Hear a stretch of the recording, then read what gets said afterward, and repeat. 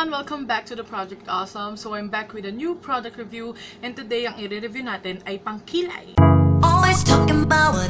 So alam naman natin kung gaano ka-addict sa pagkikilay ang mga makeup enthusiasts, ang mga kikay na katulad natin. Minsan nga lang it takes a lot of time na gawin yung kilay natin. So ngayon, nag-create na ng mga innovative products ang mga ibang makeup brands para mapadali ang ma-achieve ang kilay is life or brows on fleek na yan. Today, I'm going to share with you this Cathy Doll Tattoo Tint Pack. First time kong gumamit ng tattoo tint pack. Alam kong uso na to, yung, alam mo yun, ilalagay mo siya sa kilay mo, patutuyuin mo, and then ipipeel off mo siya, and then voila, parang meron kang naka-stain. Hindi siya tattooed naman tignan, pero parang stained na kilay. Nag-live video pa ako nung first time ko siyang ginamit, and it worked. The first time that I used this, hindi sa akin. Nung na-receive ko siya, tinry ko siya sa friend ko, kay Kat. And then, it worked really well. Pinatuyo namin sa kilay niya, and then nung nag-peel off na, nandun naman, plakadong-plakadong kilay niya. Kaso, ang kiniklaim kasi ng Cathy Doll Tattoo Tint Pack, this will stay for longer than 3 days. Pero sabi ng friend ko, pagka-uwi niya, sabi ko, balitaan mo ko, pag-uwi niya, naligo daw siya, and then, nag-wear off agad. So, as in, wala daw natirang stain sa kilay niya. So, I thought, ay, hindi nag-work. And then, I tried it on myself. And then, nagulat ako, kasi, nag-work siya, naghilamos ako that night na ginamit ko siya para makita ko talaga mag-work siya. Naghilamos ako, and then I used 3 different makeup removers. Una, makeup wipes, and then cleansing oil, and then ang pinanghilamos ko pa noon ay yung Rusi's Vanity Foam Cleanser ko na nakakatanggal din ng makeup. And nandun pa rin yung stain. Of course, nag-fade ng konti. Pero nandun pa rin. And then, umabot nga siya ng 3 araw sa akin. I'm not kidding you guys. Ayan yung bare na kilay ko. Ayan yung natural kilay ko. Hindi siya talaga full, 'di ba? Manipis lang kilay ko, may sparse areas pa. Pero nung ginamit ko yon yung pang 3rd day, medyo may konting stain pa rin siya. Parang nakakilay pa rin ako. So, I love this. So ngayon, papakita ko sa inyo paano gamitin tong Cathy Doll Tattoo Tint Pack. So this is what it looks like. And it's available in 3 different shades. This one, yung lightest, is called medium brown. Ayan. And then the second one is deep brown. And then the darkest one is dark brown. So, medyo dark siya talaga. Ang ginamit ko kay mama, yung deep brown. Pero, sobrang dark para sa kanya. So, ingat-ingat lang. Siguro itong dark brown na to, dark na siya talaga. So, yung unang ginamit ko, medium brown. And yun nga, light na light siya. So, ngayon ang gagamitin ko naman yung deep brown. Tignan natin kung gaano ito ka-dark. And papakita ko sa inyo kung paano siya gamitin. So, wala pa akong makeup ngayon. Siguro, mas magandang gamitin to yung wala kayong makeup sa kilay nyo. Yung talagang skin nyo para talagang mag-stain siya. Nung ginamit ko naman siya kay Kat, dun sa friend ko, wala din naman siyang makeup noon. Pinaghilamos ko siya. Pinag-makeup wipes ko pala siya. Pero hindi nga daw nagtagal sa kanya. Sabi naman ng hipag ko, baka siguro depende sa skin type mo. Kasi may mga skin daw minsan na hindi kinakapitan ng mga ganitong klaseng product. Anyway, I'm not sure. Pero sa akin nag-work, kay mama nag-work, kay Kat hindi. So, depende siguro nga sa skin type mo. This is what it looks like nga. Ayan, meron pang before and after, and directions how to use. May photos na provided. And nakalagay dito yung mga ingredients, main ingredients niya. Snail essence, Jeju camellia, it's a type of flower. And then argan oil. At the back, nandun din yung description niya and yung ingredients niya. And it says here that lasts as long as more than 24 hours without reapplication during the day. That is true. So, andito naman sa side ng box yung direction. And, ayan nga, apply the gel on eyebrows through drawing motion as when desired. Leave on for 15 to 30 minutes or overnight. Hindi ko pa na-try i-leave siya overnight. 30 minutes na yung pinakamatagal na na-try ko. 1 hour kay Kat sa akin. Yun na nga 1 hour sa friend ko, sa akin 30 minutes lang. Pero mas kumapit pa siya sa akin. And then, gently peel off along the direction of natural hair. So, kailangan kung nasan yung direction ng hair nyo, ayan, pag ganyan, pag ganun yung pag-peel. Kasi pag ganon, baka ma-wax yung kilay nyo. So, this what it actually looks like. Lahat sila pare-pareho. Yung kulay lang sa loob yung nagkaiba. And then, nakalagay din dyan sa likod kung anong shade yan. Again, this is number 04 deep brown, yung middle shade. And then, ayan siya. Gel type siya, ganyan. Ang ayoko na sa kanya, maasim siya. Parang maasim na parang plastic balloon. Parang gano'n. Alam nyo ba yung plastic balloon? Ganyan. Ito nga yung ginamit ko kay mama, kaya medyo messy na siya. Kailangan siguro mas maganda meron kayong stencil. Kasi kung wala kayong steady hands, baka hindi rin magpantay. So siguraduhin yung pantay rin, yung pagkakalagay nyo nito sa kilay nyo. Kasi lalo na mag-i-stain siya, hindi pantay, mahirap na. So, eto na. Medyo mahirap lang siya talagang pantayin. Pero, let's do this! Apply a generous amount para talagang pak na pak.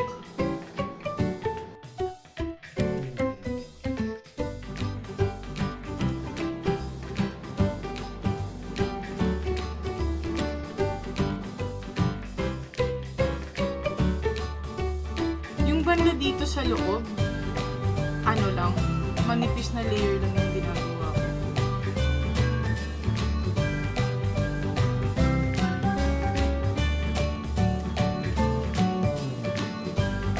Ayan, yung kabila naman.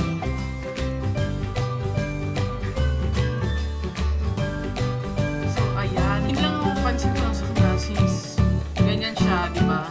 Hindi mo siya magagawa ng sobrang fading effect sa inner corner. So, medyo plakado yung inner part. Pero okay lang. Sobrang mag-worry lang ako na baka hindi siya pupantay. Kasi the first time na ginamit ko, hindi pantay yung pagkapalagay ko.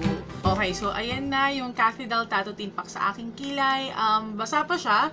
And kahit na matuyo yan, paghihintay ko pa rin, or pag-i-stain ko pa rin ng 30 minutes or so sa aking kilay. Hanggat hindi ako natatapos mag-ayos, hanggat hindi kami paalis na kasi pupunta kami Pampanga today.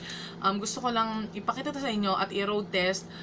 I-update ko kayo sa ilang araw na yun. Maganda na kapag nilagay nyo to, yung wala kayong kahit na ano sa face nyo, para kapit na kapit talaga siya sa balat nyo. And ayun, so ngayon may make-upan ko lang yung ibang part ng face ko at ayusin yung hair ko and then tsaka natin tatanggalin. Tada! So, ayan, tapos na ako mag-makeup at nag-plancha rin ako ng konti ng hair. May 30 minutes nang nakakalipas or mahigit 30 minutes na yata and I think paalis na kami so kailangan tanggalin ko na ito kasi baka pagalitan ako ng tatay ko. Tanggalin na natin siya. So, ayun na itsura niya. Tuyo na siya. Ayan. This is the moment of truth. Simulan natin to kasi ito yung una nating nilagyan, diba? Whew! Iyan, kinakabahan ako. Hanapin nyo lang yung dulo.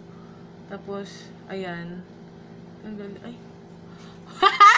Ayan siya, guys. Parang ahas na nagbabalat. Bessie. Tanggalin nyo lang. Doon daw sa direction kung nasan yung kilay. Wag against. Kasi baka ma-wax yung kilay nyo. Kita nyo ba? Pak! Ganon! Ayun, ganda, bes. Ito siya, oh, parang nagbalat na ahas. Pag tinignan mo yan, akala mo nalagasan ka ng buhok. Pero, humulma lang kasi siya doon sa, sa buhok ng kilay. Kaya parang hair-like din yung gel niya. Diba? Ayun yung likod. And then, ito yung sa harap. Ganda, oh. O, yung kabila naman, para matapos na to. Sana lang napantay ko siya, diba? Ganun din, bakbakin nyo lang. Makita eh. Hanapin nyo yung dulo, ayun.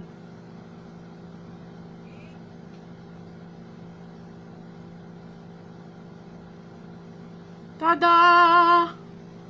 Ayan na. Ito na ang nagbalat kong kilay. Charot! Ayan, mas maganda nga na konti lang yung ilalagay nyo sa inner corner para meron pa ring fading effect katulad ng ginawa ko. O, diba? Sana umabot to ng ilang araw. Of course, i-update ko kayo. Magpapasok ko ng clips dito ng kinabukasan hanggang pangatlong araw niya para tignan natin kung talagang umaabot nga siya ng 3 days. Para mapakita ko sa inyo na subukan ko naman siyang umabot na ng 3 days sa akin. Papakita ko din sa inyo yung photos, lagay ko din sa vlog ko. Pero ngayon gagawa naman natin, nabubulol na naman ako, gagawa naman natin ng video clip. So ayan yung itsura niya. I really, really love it. Wala kahit na ano. Wala nag-stain guys, diba? Bongga. So, ang gagawin ko na lang ngayon ay Mamaya papakita sa inyo pagka naghilamos na ako, pero ngayon kailangan na namin umalis sa pagalitan na ako ng tatay ko. So, ayan.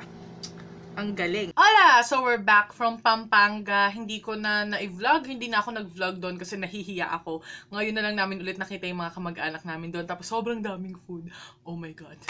Ang saya talaga pagkapampangan ka kasi sarap ng mga pagkain.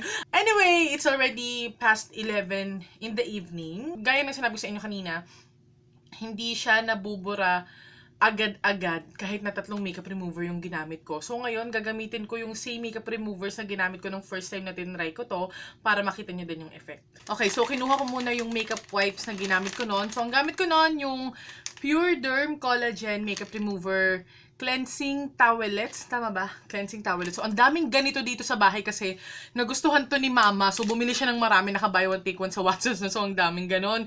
Humingi ako. Okay, so tatanggalin na natin. Unahin ko muna.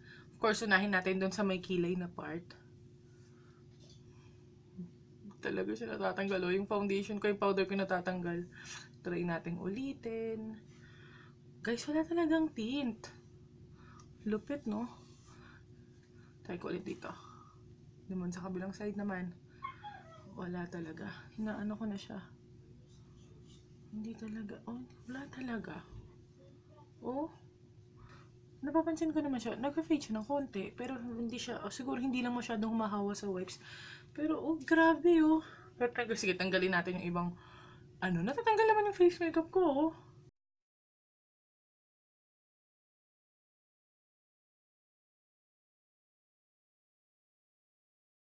Try natin ulit. Ayan, nakita nyo, walang stain yung part na yan. Hindi talaga natatanggal. Pag tinignan ko siya maigi, hindi lang siya ganun pak na paking dark na dark. Pero, hindi pa siya lupit. Try natin gamitin yung Biore Cleansing Oil. Ayan, tignan naman natin. May goma, nilagyan ng goma ng nanay ko. Try natin kung matatanggal na siya. Pam tayo. Dito na sa kilay. Tsaka sa pilik mata.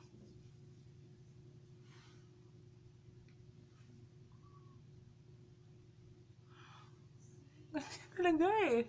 Nakita niyo naman, natanggal na yung waterproof mascara ko. Natanggal na ng Biore Cleansing Oil. Ang baboy na itsura ko. Pero yung kilay ko, best. Hindi talaga oh.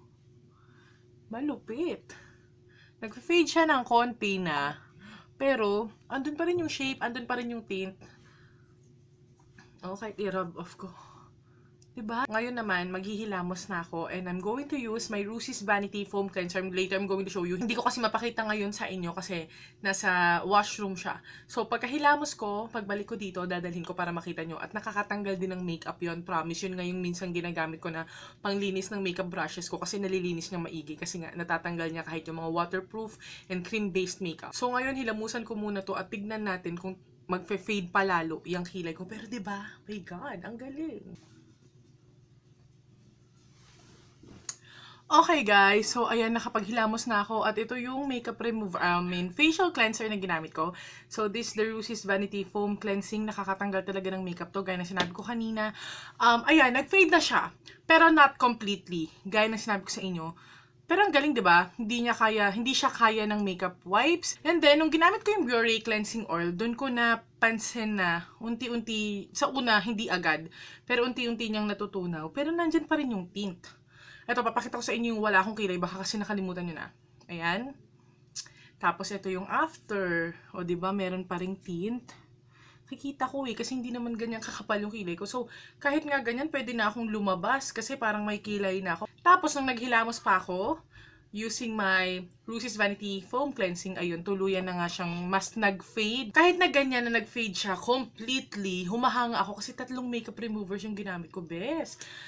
Pero siguro, kung hindi ako gagamit ng cleansing oil, kung ito lang yung gagamitin ko sa face ko, hindi siya siguro ganyan masyadong mag-fade. Kasi pag cleansing oil, 'di ba?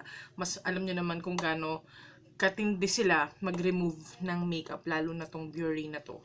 Free na sa makeup ang aking face ngayon, pero yung kilay ko may tint pa siya, so it's amazing. And of course tomorrow, i-update ko kayo kung ano mangyari, kung nandun pa rin yung tint at kung hanggang ilang araw siyang nandyan yung tint sa kilay ko. So, abangan lang natin yan. Hi guys! So, pasensya na kayo sa aking fez.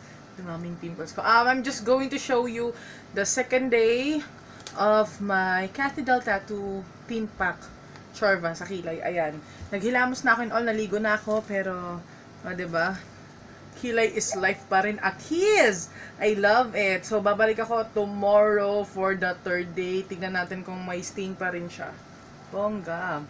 Hello everyone! So, today is the third day, pa-fourth day na actually of my Cathedral Tattoo tint pack sa aking kilay. Actually, meron pa siyang stain. Of course, sorry, na-allergy kasi ako, kaya medyo nasal yung voice. So, anyway, at saka, sorry, medyo greasy hair ko. Nagkaka-body massage pa nga, me time. Ayun nga, ayun na siya.